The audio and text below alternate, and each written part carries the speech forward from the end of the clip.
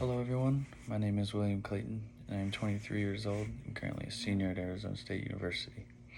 For the upcoming assignment in our communication class, we were tasked with interviewing a leader in our lives to gain a deeper understanding into what makes them a good leader. During the interview process, I hope to learn many different things that I can apply to my life to further strengthen my role as a leader in any field of work or school I choose. One topic I was very interested to learn about during my interview is if my person was a born leader or if they were shaped into a leader throughout their life. I've always found it very interesting to find out if the great leaders of this generation are born that way or if the experiences and the people in their lives have shaped them into the leader they are today. Finally, one other topic I am looking forward to learning about is to just gain a deeper understanding into what it takes to be a good leader. I believe it starts with setting goals or objectives and making efforts each day to get closer to that goal. However, I will be excited to hear my interviewee's answer. Now, on to the interview itself. For this project, I decided to interview my father, Cale Clayton. My dad is the CEO and founder of Clayton Floor Covering and is tasked with leading over 100 employees day in and day out. His leadership skills are tested each and every day, and he is learning new ones as well each and every day. I started off the interview by asking him, what motivates you as a leader? I thought this was a good start question, and just kicked off the interview and gave a basis of his beliefs and what I could expect in the answers to the questions after. My dad told me that his family and respect for others are his personal top two biggest motivators as a leader.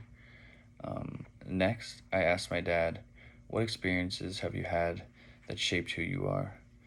Although my dad told me there were plenty of experiences throughout his 45 years that shaped who he is, the one that resonates with him the most is when his parents decided that they were going to adopt him and make him a part of their family.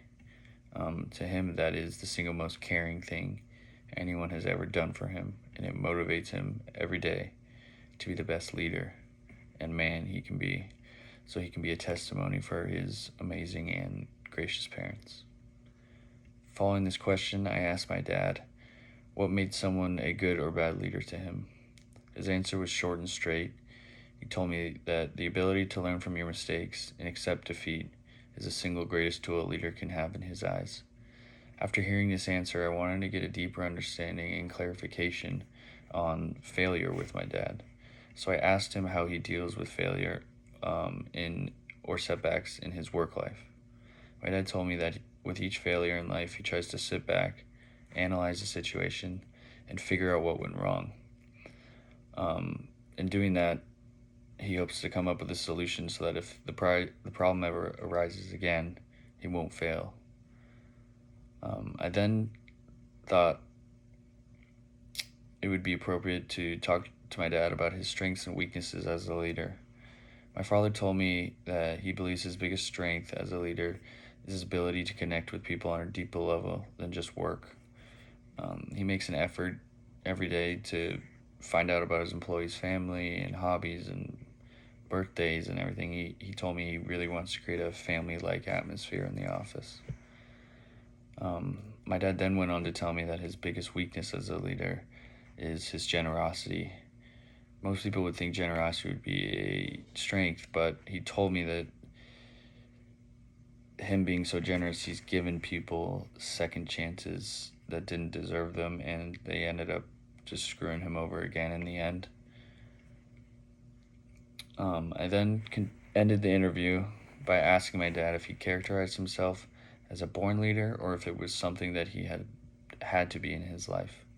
My dad explained to me that he always believed he was a good leader.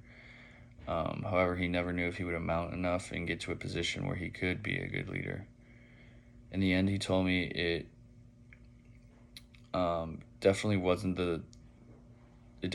the situations throughout his life that made him become the leader he is today. And throughout the entire interview, I learned so many new things about my dad that I would have never known without completing this assignment. So I'm very gracious and happy that I completed it. And I think there is many life lessons that I learned that I can apply to my life and hopefully become the best leader possible. Thank you very much.